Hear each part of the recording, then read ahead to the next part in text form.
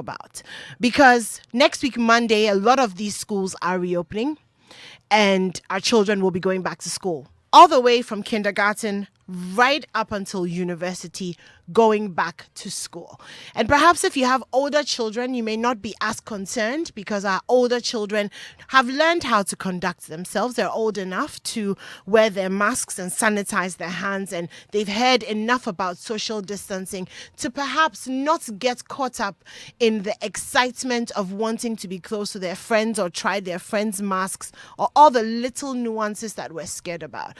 But if you're a mother of children, 4 years old, 5 years old, 6, 7. Gosh, we know how boisterous our children are. We're letting them out into the great big world to go and socialize and yet expect them to be distant. Have we gotten them ready for that? Are they really ready for that? So we're talking about that this evening. And joining me, I have a very good friend of mine, Joanne Saki. It's her first time on Strong and Sassy. Good evening, Joanne. Good evening, Animwaa. It's great to have you here. Joanne is a mother, amongst many other things. And I'll let her tell us herself what she does. Okay, thanks for inviting me. You're welcome. Yes, you've already said my name. Yes. So I'm the Senior Prosperity Officer of the British High Commission.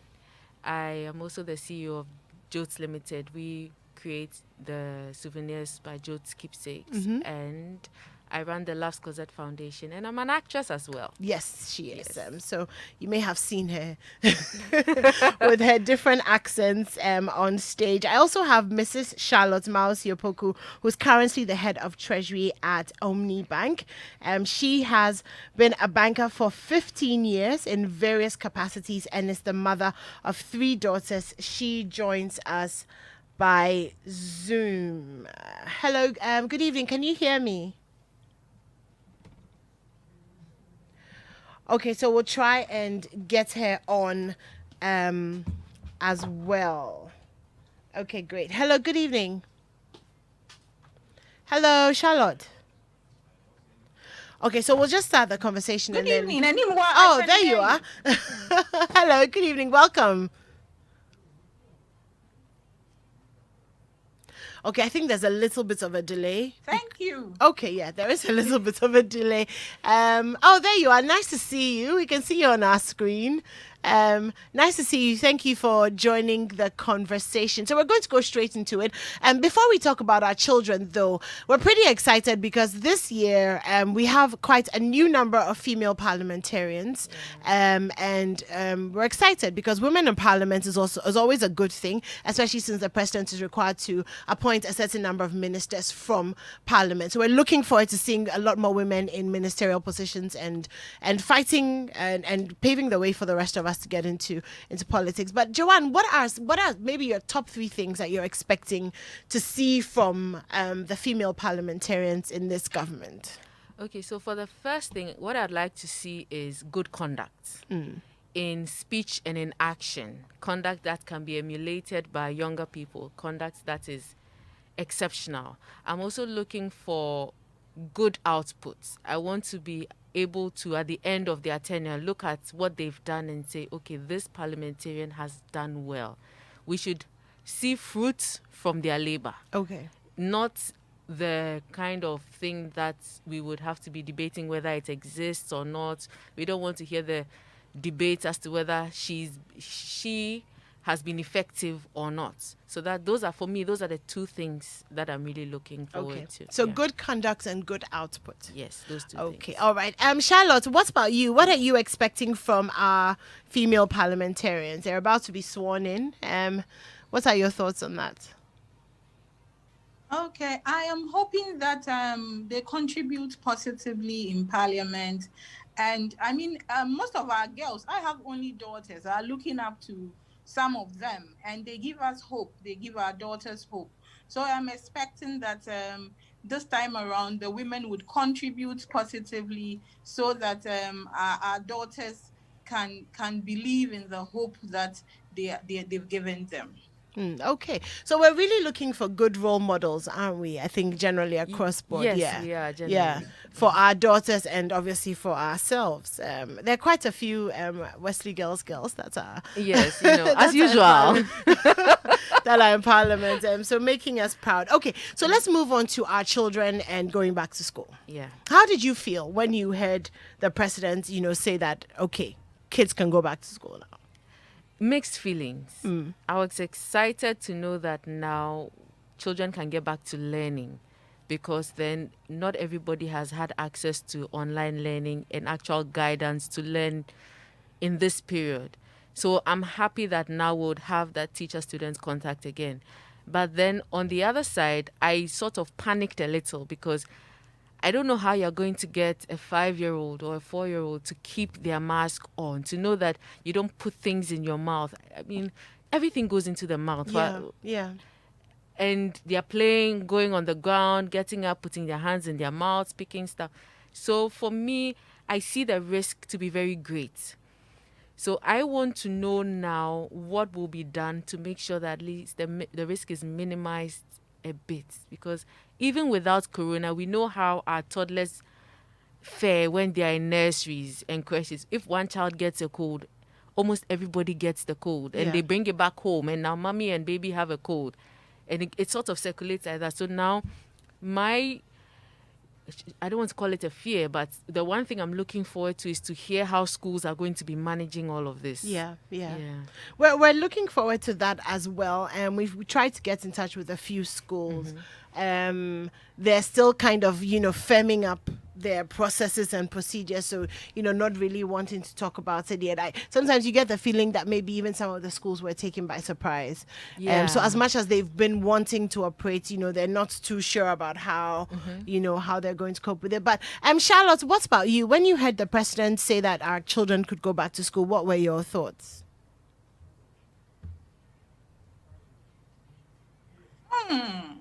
It's a day I had been looking forward to, but I think the day it was announced, I wasn't as excited as I expected to be, because then it dawned on me what could happen. Then all the what ifs started coming to mind, and then I suddenly was gripped with a bit of fear, because I am not very sure how these kids are going to handle themselves in school and all of that. So I've been looking forward to the kids going back to school, because they've been bored, they miss their friends and all of that. And they are even going big, because they're at home sitting at one point, no exercise and all of that. But again, I am a bit scared of how things are going to turn out, and all the things we've all learned about COVID and how it can spread and all of that, and how kids can transfer it easily to adults, even though they are asymptomatic most of the time. So just like the first guest said, it's mixed feelings. Yeah, I have a friend who tested positive a few weeks ago. She has 3 daughters. Wow. And she has it, and her kids tested negative. But they had been in the house together constantly. And it raised the question that children are known to be the carriers of the cold virus. Yeah. They carry it, but they're actually not. They don't get the colds as much as adults do. So then I began to think, in the midst of our fears, would it be that as much as we're afraid for them, we're also more afraid for us, because the children would become carriers Yeah, I think it's both and bring ways. it home. And most of the time they're asymptomatic. And then, you have vulnerable people in the house. Yeah, that's for me. That is a valid fear. Yeah, because if the children don't show the symptoms and they are fine, but they are carriers, we are the adults. We have to take care of them anyway. Yeah. So then, if the adults are going to be falling sick, who's going to still take care of the children that Yeah. are well? Yeah. Because whether they are well or not, they still need to be taken care of. Exactly. And things like that. So for me, mixed feelings. I get that. But Charlotte, how did your kids feel when you told them that they were going to go back to school soon? Oh, they were excited. Okay. They were so excited. They start mentioning the names of their friends, even though they see them on Zoom and all of that. So this one starts saying, "I'm going to see this in the long run. Oh, finally, I'm going to see my teacher. Finally, I can play." It looks like playing is a big deal because Yeah. all they do is to watch cartoons. I think we've taken it for granted how tough this has been on our children. Yes. How have your children coped with being at home? I would say, better than most. Okay. Because by God's grace, we've had their grandmother, my mother-in-law, available at home to take care of the grandchildren Okay. that she has. So there are about a few of them that still go to grandma's house. So even though they haven't been in public, we've not been able to take them out, they still have a bit of contact with other children Okay. at grandma's house. So you've had like a bubble. Yes, a little niche. Yes, for them. of them. Yes. Yeah. But we still see the developmental difference between the first girl, who's 4 now, and the last, who is about a year and a half. Because of not going to school. Because of not being able to mingle with bigger crowds. Okay. So the firstborn let me say, she's more socially Okay. Adapted, perhaps, yeah. yes. But the smaller one is more afraid of larger crowds, and she doesn't mingle that well. So we realized that it has had an impact on her development in that way, because for the older one, we used to go to church, she would go to Sunday school, mingle with a lot more children and a lot more adults. But the smaller one hasn't had that opportunity. So you really tell, it's like she almost panics when you go out with her and Wow. suddenly there are a lot of people. People, yeah. Yeah. For I me, that's the didn't big thing. think of it affecting them in that way. Wow, that's interesting. Charlotte, what about your kids? How are they? How have they coped with being stuck at home? Oh, they've been so bored. They've been so bored. And I think that the kind of cartoons they watch is quite repetitive. And so they are tired of it. They want to change it. You try introducing them to outdoor games. And I mean, the lucky ones who are 2 and 3, for instance, I have 3, 2 are almost the same age, so they can play together. But even that is not enough for them. So I can imagine those who are just 1. If 2 are playing outside and it's not even fun for them because that's not what they are used to, I can imagine what the single ones are going through. Yes, So yeah. it's been really tough. It's been really tough for them, and I really, really think they are so bored. They can't wait to get back to school. Unfortunately, they do not know the risk. They may have an idea, but not as deep as we do, and so they are not bothered with what's the risk ahead. All they know is, well, COVID is over and we are going back to school. Yeah, I get that. So we're also joined on Zoom, Mrs. Caroline Ahokonu. She's an assistant lecturer, the marketing department of the Faculty of Management Studies at UPSA. And she is a mother of 4. Good evening, Caroline. Thank you for joining us. Hello, Caroline. Yes. Hi, good evening. Thank you for joining us.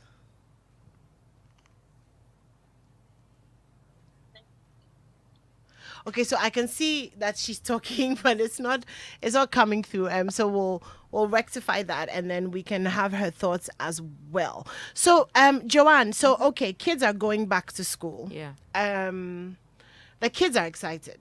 Extremely. There's no doubt about that. I mean, they have their own set of values and priorities. What are you expecting that the school is going to do to keep them safe? And ultimately, you see, this is the thing that bothers me, is that who is ultimately responsible for their safety? Is it just going to be the schools? Is it the government? Because the directive came from above. Yeah. So, who, if something happens, who are you going to hold responsible? I think it's a shared responsibility, because government gave the directive. So I will expect government to be clearer on what the implementation should look like.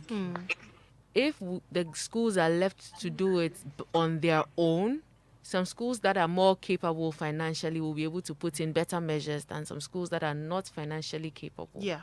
And we'll have that disparity, and we would see it in the numbers as time goes on. So that's on the government side. They need to be clearer. GES needs to step in and ensure that there's implementation. Then the schools need to also go the extra mile to make sure that the children are safe on the little things that government may not speak about, like how are you managing children's cutlery? How are the children managing their cutlery? Let me put it that way. Do you have school I can canteens? just see it. Let me use your spoon. Let me use your spoon. Exactly. I want to eat some. Then the spoon goes into the next person's mouth. You're dressing. Some nurseries tend to clean up the children before the parents come. Are you going? I've seen somewhere where one hairbrush is used to brush in everyone's hair in the street, and so you look decent for your mother when she's coming to pick you up. Are you going to continue doing things like that? Are you going to have one hairbrush for all the girls? Are you going to have one comb for all the boys? Are you going to make sure that every child comes with their own plate, spoon, knife, fork, cup, water bottle, all those things? And how do you make sure that those items don't cross between the children? It will be very difficult to make sure that every child wears their mask all the time. But then Even as adults, we struggle to it's wear our very masks hard. all the time. It's very hard. So now what are you going to do about the seating? Because then most of the time they have like between 6 to 10 children on one big round table with the teacher on one side, just so that they can all color together. What's the ventilation like? So for me, the schools have to figure out all these little things. Then the parents as well.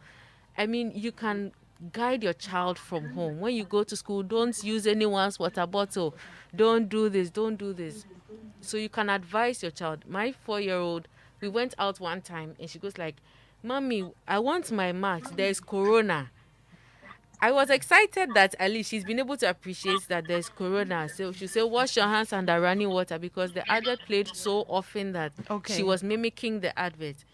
But then the constant reminder is needed. Hey, take your hand out of your mouth, go wash your hands, and things like that. So everybody has a role to play if it's going to work. Charlotte, what are your thoughts on the same issue, the preparedness of the schools and how we're going to get our children ready to stay safe?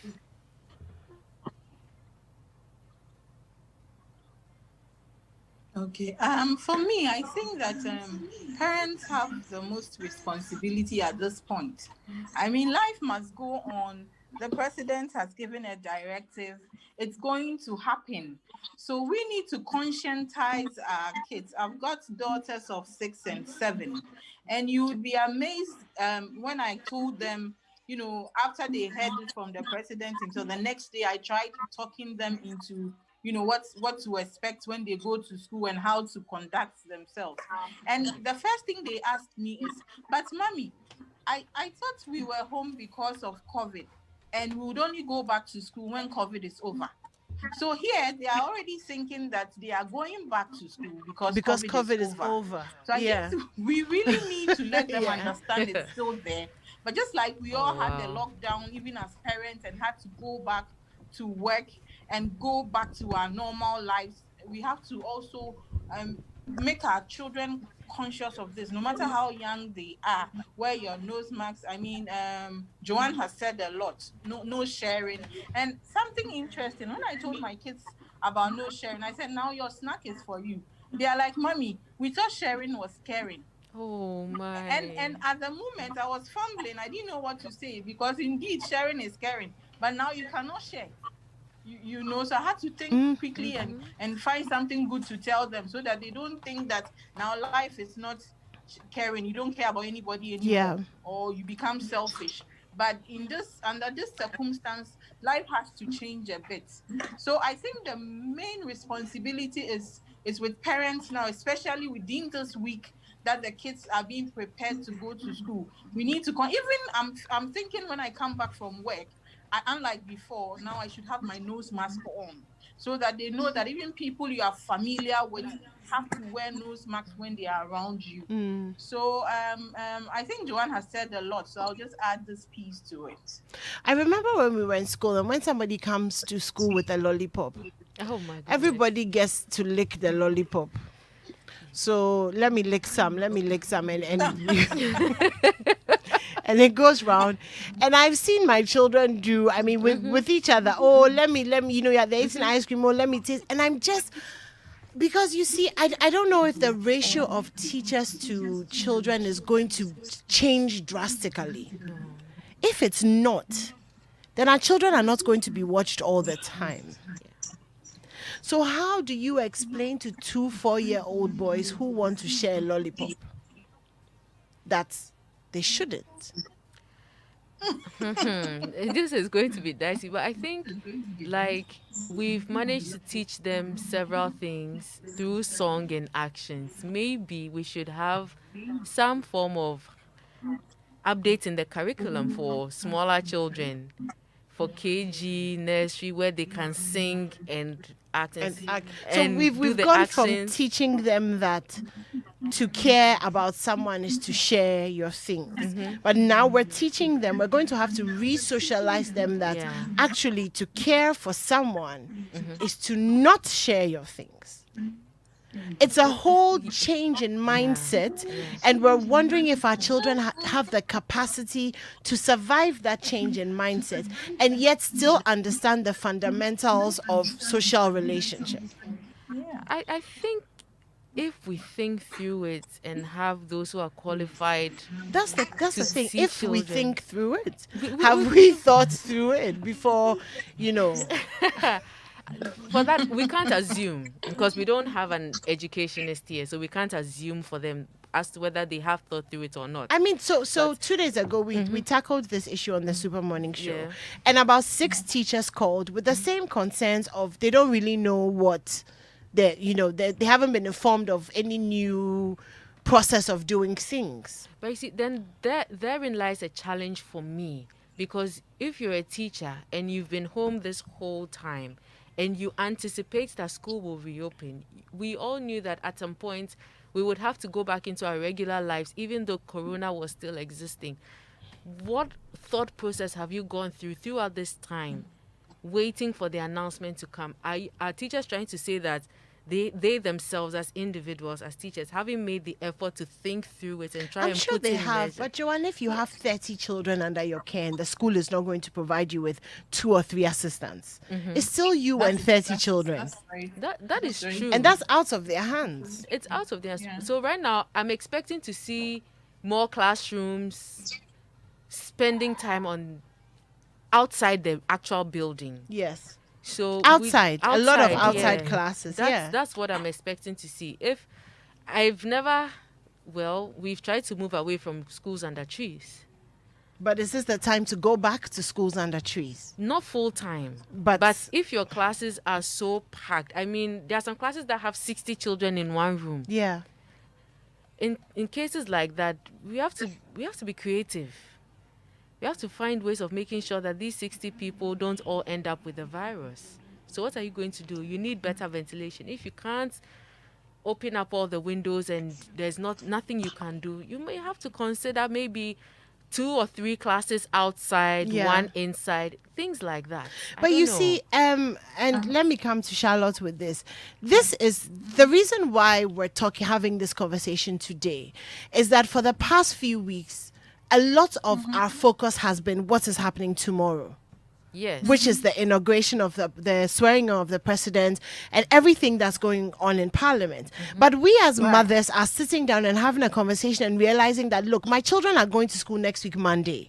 And I don't know whether some of them are going to sit under trees, some of them are going to sit in car parks, some of them are going to sit in the canteen, or whether Yeah. it's still going to be 60 of them in the classroom. Yeah. We don't have those answers. yeah, So yeah. it's like, okay, everything has become, okay, majority this, minority this, majority. And it's good because obviously those are the processes of government. Yes. But for the rest of us who are looking forward to, and for every mother and for every parent who is listening to us, there's nothing more important in the world than your children. Exactly.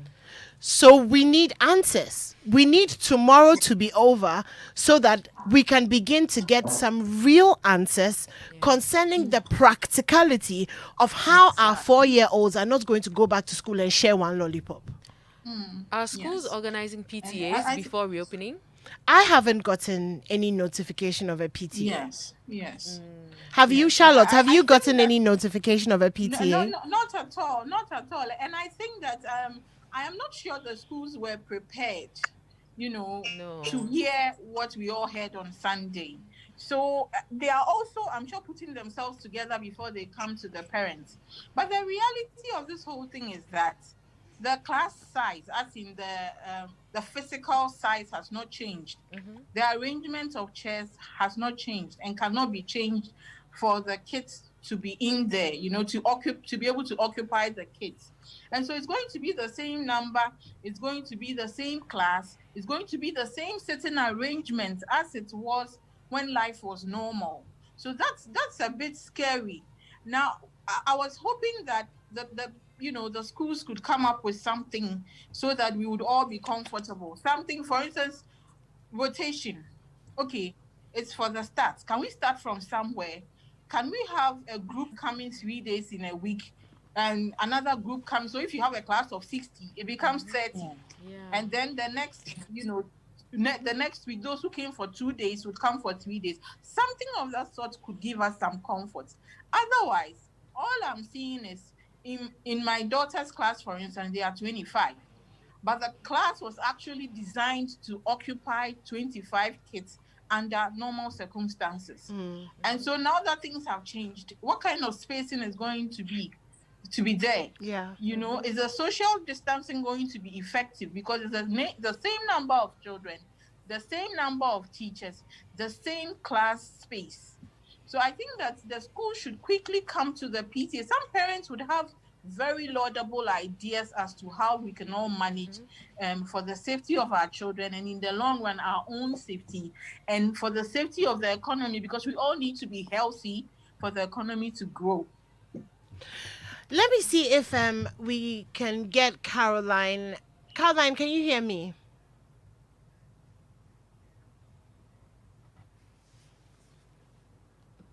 Okay, there still seems to be a delay with Caroline's channel. I was really trying to get her to come into the conversation. So we're gonna go for a break in a few minutes, but then we're gonna open the phone lines because I want to know what you are thinking.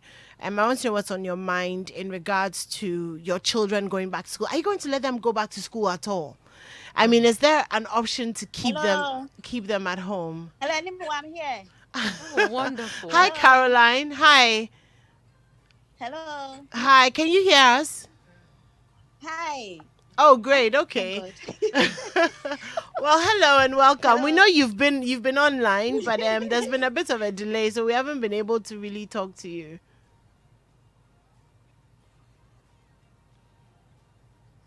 Exactly. I kept on going on and offline. I don't know why. I think my area's connection is that bad. Okay, so do you want to just share your thoughts with us on the conversation so far? Sure. So as at September, last year September, I resolved that I was not going to release my children to go to school if the president should say that they are going to start school in last year September. But then when the president finally announced that schools are going to reopen, and I told the kids, they were happy. I was like, what? they were like, Mommy, so it means Corona is over, right? And I said, no, it's not over. But you have to continue to wear your mask. You have to follow the protocols. And then when I had to share the fact that they don't have to share their snacks with their friends, they were actually laughing at me because they thought it's something that is absurd to share their snacks with their friends. So somehow the children they are ready to go to school. They really want to go to school. They said they miss their friends. I asked them, why do you want to go back to school? And they said they miss their friends. They want. Okay, I think Caroline's internet is really letting us down tonight. But Joanne, she raised the issue again of the fact that our children think that Corona is It's over. gone. Yeah. Because we always said that you go back to school when it's over, when it's over. So now they're going back to school, but it's not over. There's actually a new strain. Yeah. Luckily we haven't reported that new strain here in Ghana, but if it follows how eventually COVID was able to travel around the world, then we can estimate that at some point and we may be exposed to that. So how do we? Gosh, it's so confusing, isn't it? Because you don't even. How are you? What are you going to tell your children? Back to, I mean, the basics. Wash your hands. Don't touch. If you touch your face, wash your hands. And Sure. you can only do so much, and hope that they get the idea. Corona is not gone, but you've got to go back to school. When you go, try and do this. What did mommy say? Repeat after me. Just trying to make sure that they actually heard you. Sometimes they will remember, and sometimes they will forget. So I think it's a lot of hoping for the best. If corona testing was easy to do and easily available to access, I would have loved it if the children would come to school with a report that says, I have tested negative. Actually, shouldn't that even be a prerequisite? Like, schools are reopening. I would love that. Can all children be tested before? I would really love Regular that. testing. So you know that, okay, first day of school, every child is coming to school with a report that says they are negative. Yeah. So that's the starting point. And then you know that, okay, once a month or whatever, we're doing this kind of mass testing continuously. Otherwise, how are we going to keep our children safe? How do we know which children are coming to school asymptomatic but with the virus? It'll be very, very difficult because even testing the public generally, see how it's gone. It's expensive. It takes a long time. And look at the number of children that we have. How we do this across the country? How would parents afford it? It's about 350 to about 500 CDs a pop. That's someone's school fees for the term. Exactly.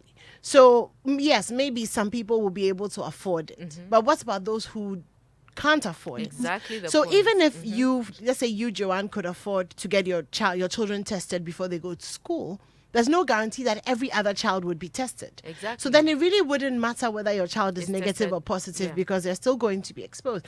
There are lots of questions. We definitely have questions. We need our president sworn in so that we can seriously begin to demand some answers from him about the practicality, obviously, and the Ministry of Education and the GES, about the practicality of how they're actually going to keep our children safe. Because we can keep them safe at home, but once we drop them off at school, it's a whole new ball game. it's a whole new ball game.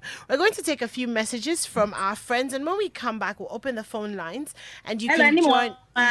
You can join the conversation. I love how Caroline's internet just comes and goes. Just 10 minutes later, she's now hearing the questions. I'm really sorry about that, Caroline. And we'll try and fix that when we come back. Don't go anywhere. The window small. Your room be too bright, oh. Why, you be vampire where you know they like sunlight? Oh my guy, my eyes. Behind the PC problem. Oh. In the sun problem. Common light bulb stuff. This no matter. I beg go Robert and Sons. Oh yeah, then my chick to him, I know correct. Cry. Where Robert and Sons sort them out sharp. Now so stylish frames in the rock. We go Robert and Sons right in. No, I was sitting inside proper. For over 25 years, Robert & Sons continues to provide specialist eye care for both adults and children. Locate us at Adabraka, Adenta, Kumasi, Usudankwa, Tema, Weja, and East Legon. Call 050-151-9111. Robert & Sons. Seeing is believing. Welcome to Pod Ever Limited, home of quality furniture for your households and offices. Walk in for your bedroom set, dining set, living room sofa, center and coffee tables, plus your TV stands. For your office, we have executive desk, writing desk, conference tables, metal filing cabinets, fireproof safes, workstations, swivel chairs, executive economic visitors chairs, benches, office sofas, and reception counters. Locate Pod Ever Limited at Asylum Down Roundabout on the Kukuseku Street. Contact us on 0302 220347, 0244 367048, or 0244 533 153. Email us at padever2000@gmail.com or visit our website at www.padeverlimited.com. Pad Ever Limited, home of quality and durable furniture.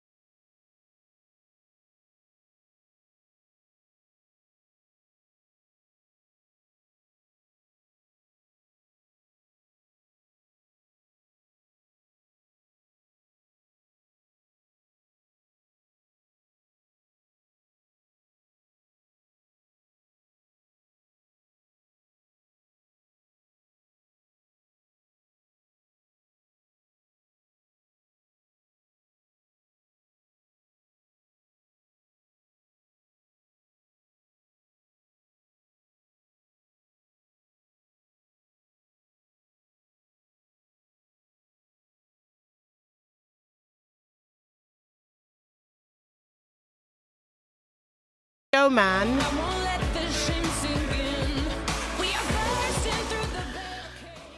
And we're talking about our children, and the more we talk about it, the more issues are coming up. So why don't we just open the phone lines so that you can call us, and then you can join the conversation. It's 0302-216-541. 0302-216-541. Call us and let us know, in the first place, are you going to let your children go back to school?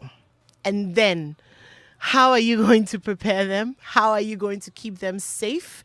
How are you going to equip them so that when that lollipop is going around the classroom, when it gets to them, they'll say no thank you? Can you imagine your child, like everybody's eating some of the lollipop, when it gets them, then they'll say, oh, because of COVID. I can't imagine into a 5-year-old or a 6-year-old and say, oh, no. They'll say, oh, just one. And that's all it takes. Yeah. And sharing pencils and color like nurseries that just have one box of pencils. A big box of color pencils. Yes, okay, take a color pencil and color. I'm sure the schools will require that every child comes to school with their own set of things. I hope so. And then that also brings the fact that can parents afford that? Thank you. So, okay. So we have our first caller on the line. Hello, good evening. What's your name? Where are you calling from? I'm calling from Adenta. Hello, good evening. I'm calling from Adenta. My name is Kwame. Hi, Kwame. What's up? What's on your mind? Great. So I've been following your discussions, and I'm thinking that some of the problems will be coming from us as parents. They're coming from our homes. Is it not strange that it is now that parents are thinking about how to train their children on the way to behave with COVID? I think that by now, our children should have known what to do. If you walk along the street, you can see toddlers, teenagers, and other people walking with parents without nose masks. They shouldn't wait to go to school before teachers teach them how to do that. We should teach them from home by now. And so I think parents have to do a lot to help teachers in doing this. On the issue of teachers, the schools, I think we shouldn't wait as parents for the school to communicate. As parents and the PTAs, we should get to the schools to know what is happening before the decisions are taken. We shouldn't leave some of these responsibilities on third parties. They are our children, and we need to contribute and be serious with what is happening. Thank you very much. Right, okay. Thank you very much for that. So, Joanne, he raises the fact that we need to train our children, but what jumps immediately at me is that it's easy to tell your kids, to be careful at home when they are not with their 5 or 6 friends, but suddenly they are with their 5 or 6 friends. How do you? Veronica is on the line. Hi, good evening, Veronica. Good evening, Animwaa. Hi, what's on your mind? Yes, so I've been listening to you, and I'm just wondering, you mentioned the issue of testing. Animwaa, I beg to differ. You see, you can run the test today, you are negative, by tomorrow you'll be infected. So what we really have to focus on as parents is to build our children's immunity. How do we do that? We ensure they are eating the right food. My children used to like vegetables. Now I'm pushing them to vegetables because I say, hey, if you want to stay away from corona, ensure you're eating your vegetables. Ensure you're eating your fruit. Let's give them the right doses of the vitamin C's and the fruits. So we should be more focused about the within than the without. Because believe you me, by the time they are in school, nose masks, hand sanitizer, and all of that won't matter. What will matter is how strong their immunity is to resist any infection. So that should be our focus as parents. Okay. All right, Veronica. Thank you very much for that. Very good point. Very, very good point there. I have Andy on the line. Hello, Andy. Good evening. Yes, good evening. Andy, what's on your mind? Okay. Sorry. So before my submission, I would just like to say hi to Joanne. Okay. She's a very good friend of mine. and a former colleague. That's Nestle. Yeah. Hi, So Andy. my submission. I'm really not sure that we are ready for our kids to reopen school. And just as one caller mentioned earlier, even now with some of the older ones, I mean, the adults, they don't wear their masks, and even their kids are not wearing their masks. You see it, on the streets, everywhere you look. Right now, I'm not so confident of what is going to happen when our kids go back to school. But I think there can be a creative way, to prevent the children from contracting it. If it even means, sometimes the classes have to be split, or it can be like a double track, similar to what was initiated earlier for the senior high students, so that you will not have, a lot of students at a time, because it's difficult to control toddlers. That's, the first thing. And also, I think there should be more sensitization. Some parents are doing well, but others need to step up a bit. So you keep sensitizing them, keep telling them, don't share your drink, don't share your whatever with any other kids. Mm-hmm. I'm sure that will help. Yeah, it might take some time, but we all this day, we all we all knew this day was going to come. Going to come, yeah. Okay. Yeah. All right. Okay. Thank you so much, Andy, for calling in. Hello. Good evening, Mommy. Good evening. Hi. What's on your mind? Yes. Anyway. Mommy, can you lower your radio? If your radio is on, can you turn it down, please? Yes, it's gone down. Is it better? Yeah, it's better.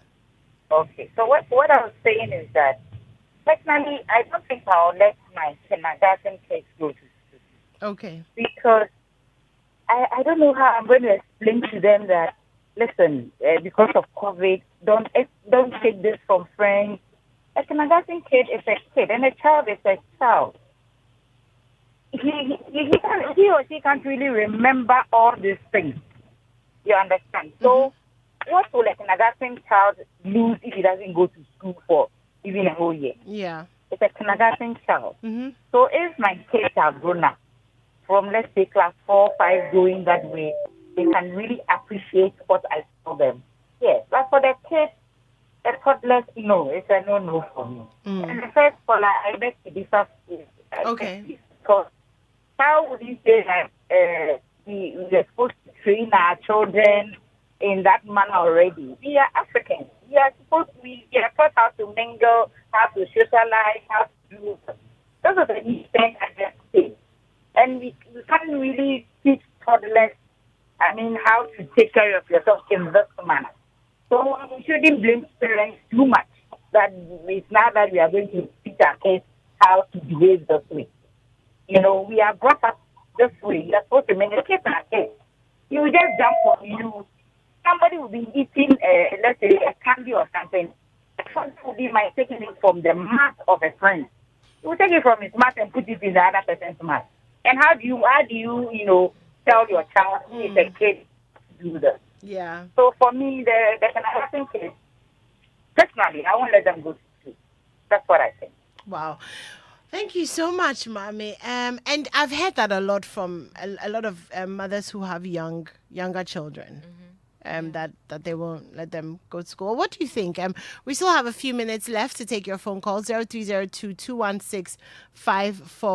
0302-216-541. So let me try Caroline again. Hi, Caroline. Hi. Okay, well there you are. So what are your? Better now. Yes, it's much better now. What are your closing thoughts? We haven't really been able to pick your brain on the issue, but since we have you now, what do you think about all of this? Okay, so earlier on, I was saying that the teachers, the heads of schools, can somehow alleviate the fears of parents if they are able to. They are going to promise us that they are going to take charge and ensure that the children are going to follow the protocols whilst in school. If they are going to be very strict on their hygiene when it comes to their toilets, I wish every school will make it every 30 minutes or an hour, checking the toilets, ensuring that the younger ones are also washing their hands every now and then, keeping an eagle eye actually on the younger ones, because that is where they are the ones we are actually fearing for. And so if the heads of schools and teachers are going to really promise us that they are going to take charge, I think it will really help. And we parents can also help by calming down. At least, children are very resilient by nature, and so they adapt to change easily. See, they were very happy when I told them that they were going to school again, because that comes with also going to the park, going to the swimming pool and all that. They've been asking me for that. Yeah. And so they're going back to school. They are really happy. Yes. So we can't say we cannot really let them go. We still have to let them go somehow. And then ease up, the fear by ensuring that we also kind of support the schools in. Hey, Caroline's internet on fleek. Oh my God, Caroline, we're so sorry. Your internet has given you up again. But let me come to you, Joanne. What are your final thoughts on the issue just before we go? My final thoughts are we need to see it as a shared responsibility. Everybody has got to do some work. We can't pass the baton to someone else and hope that the children will be fine. And we also cannot throw our hands in the air in despair and say then we won't take our children to school again. Yeah. Because there's a reason why children start school from a certain age, even though they are very small, because those are the times that they are like sponges. They mop up everything. Yeah. They learn fast and they learn well. So depriving them of schooling at that age and making them start later can also affect their development in some way. Of course. So we all have to work together to find the best way to make this work. And we must also be able to be more understanding and learn to compromise as parents. Like Caroline said, our children are resilient. Yeah. I don't expect to hear parents ranting and raving about a school putting their child in a car park to study. This is not the time for being difficult as a parent. You must all try to learn to work with the schools better. And hopefully it would work out. It would work out, yeah. Okay, Charlotte, let me come to you for your final thoughts as well. Okay, so Animwaa, I'm just thinking, assuming Animwaa, Joanne, myself, Caroline, we've got our kids in the same class. I don't think our kids would share their lollipops, because all four of us would have educated our kids and told them what to and what not to do. And so I'm sure if every parent takes up that responsibility, it would go a long way to help. Again, I'm thinking, it's about time certain things like which are not necessities, like sweets, like chocolates, and yes, they need snacks. But the schools can now, because my kids have been to a school where we were not even allowed to take fizzy drinks, because the school would then give us fruit juice, give the kids fruit juice. So the schools can control some of these things, those ones that we can all manage without, especially in these times. And then I think that the government can come again. I've seen some write-ups from the Ministry of Education, but I think it's not very detailed, because now we need a lot of direction from the government, from the schools, and then and parents, as we are, would also contribute our bit to ensure that our kids are safe, because we do not know what life holds for all of us. 2021, we don't know what's coming with, just like we didn't know. So someone said, how is 2020 like? It's like crossing the road, looking left and right, and then being hit by the plane. Something we all least expected. Anything can. We never know what's about to happen. A good one. And so I think all parents should adjust so that we all move forward, help our kids, because they need the education. We cannot do without it. Indeed. They need it.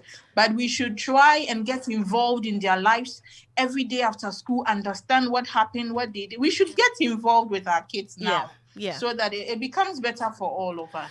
Totally. Thank you so much for that, Charlotte. Thank you, Caroline. Thank you, Joanne, for joining us. And to all of you who chose to stay with us on Joy 99.7 FM, thank you so much for tuning into Stronger and Sassy.